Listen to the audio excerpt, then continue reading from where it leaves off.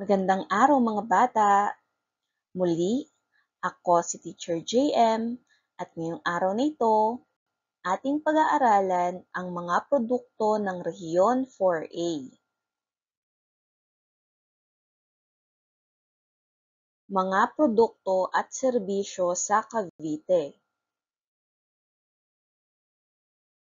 Mga lamang dagat. Asin. Tinapa at iba pang pinatuyong isda.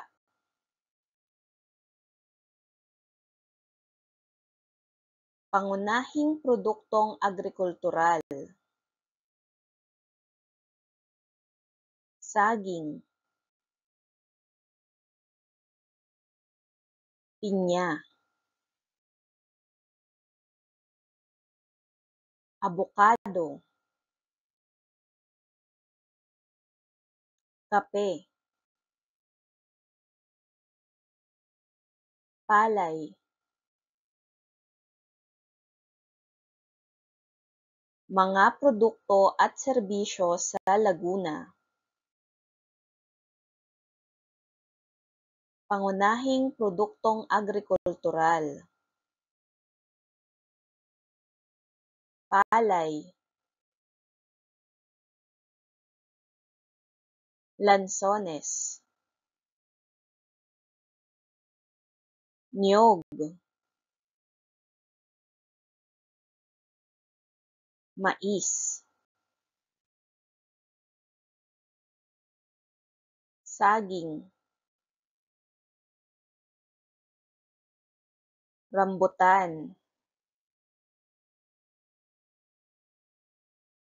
Mga prinosesong pagkain.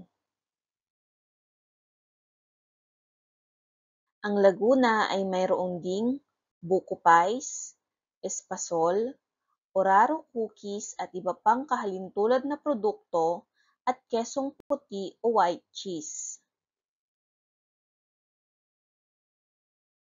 Itlog na maalat o salted eggs. Kinulob na itik o roasted duck. Halayang ube, homemade candies at tinapay. Kasuotan. Sa Liliw sa Laguna, ginagawa ang mga sapin panyapak. Tinagurian ang bayang ito bilang kabisera ng mga sapin panyapak sa lalawigan ng Laguna. Ang bayan ng Lumban ay kilala sa pagbuburda. Mga panregalo, handicrafts at pangdekorasyon. Bag, basket, bayong, dekorasyong pantahanan, mga kagamitang pantahanan o mga muebles at iba pang likhang kamay o handicrafts.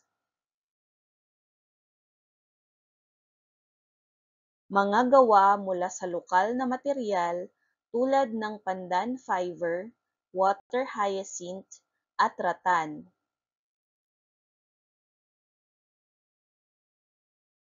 Iba pang mga pangdekorasyon tulad ng paper mache, woodcraft, at paglililok sa bayan ng Paete.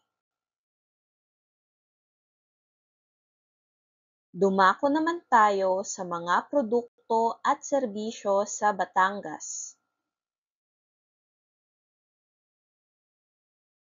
Pangunahing produktong agrikultural. Palay. Tubo. Niyog. Mga pagkaing na proseso kasama ang kape at kakao. Kapeng Barako sa lungsod ng Lipa, Batangas.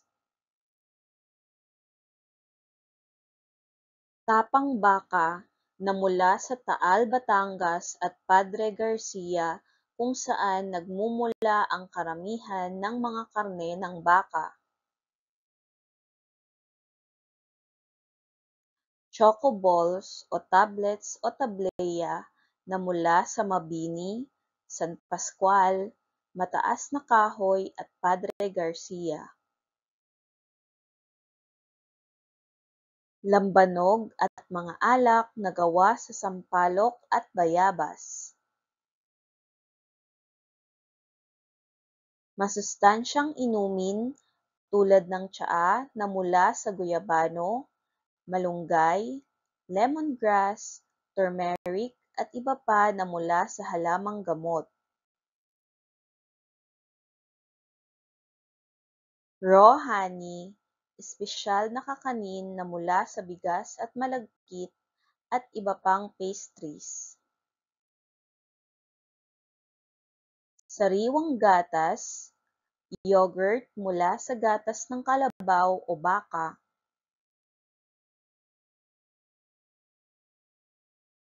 Tinapay mula sa Londres ng Bawan o Can, Lobo at biskotso mula sa Tuy. Fruit juices, banana chips, mga candy at pastillas na nagmula sa mga prutas. Kagamitan sa bahay at mga kasuotan, home style and wearable sector. Mga imahen at kagamitang pambahay o pandekorasyon nagmula sa Tuy, Santa Teresita, Lipa City at Santo Tomas, Batangas.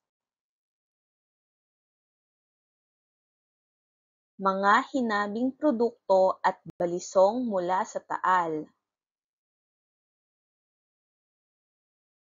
Ngayon naman, ating alamin ang mga produkto at serbisyo sa Rizal.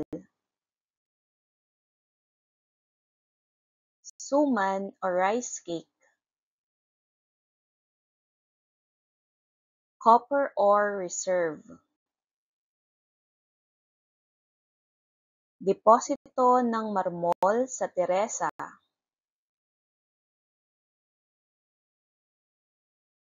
Mga dairy products ng Hala-Hala. Rizal Wind Farm sa Palilya, Rizal. Tinaguriang Garments Capital of the Philippines ang Taytay, Rizal. Art Capital of the Philippines naman ang Angono, Rizal. Pangunahing produktong agrikultural. Mangga. Citrus. Kasoy o cashew. At panghuli, ating alamin ang mga produkto at serbisyo sa Quezon. Kilala ang lalawigan dahil sa mga produkto mula sa niyog gaya ng kopra at langis. Matatagpuan din dito ang dalawang malalaking planta sa bayan ng Mauban at Pagbilao, Quezon.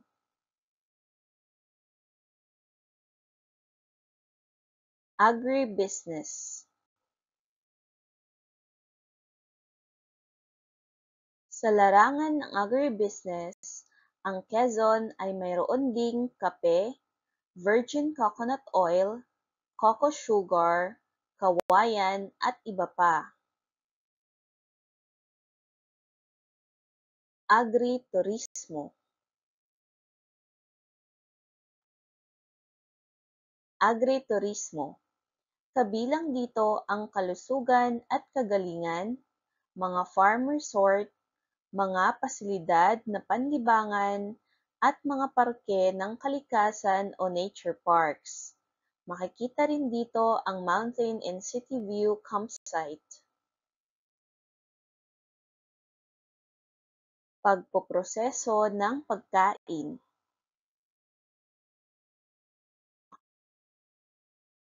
Pagpoproseso ng pagkain.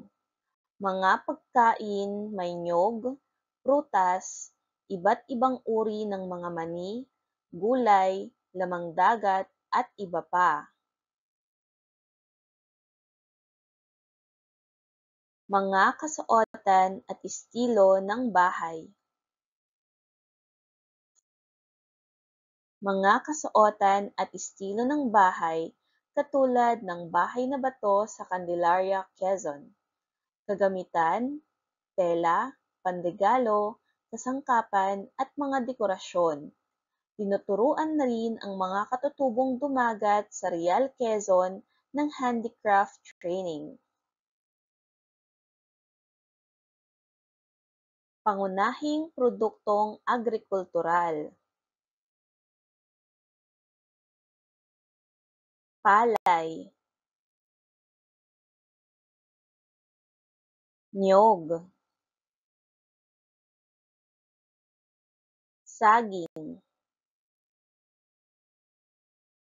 mais, kung saan ipinagdiriwang na rin ang Mais Festival sa Chaong, Quezon. Kape, troso at iba pang yamang gubat.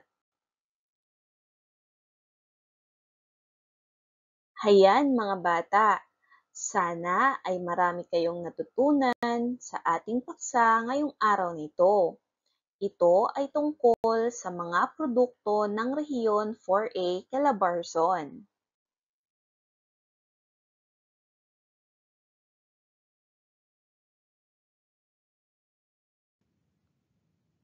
Maraming salamat sa panonood. Muli, ako si Teacher JM at please subscribe sa ating YouTube channel. Paki-like, comment, and share na rin. Maraming salamat!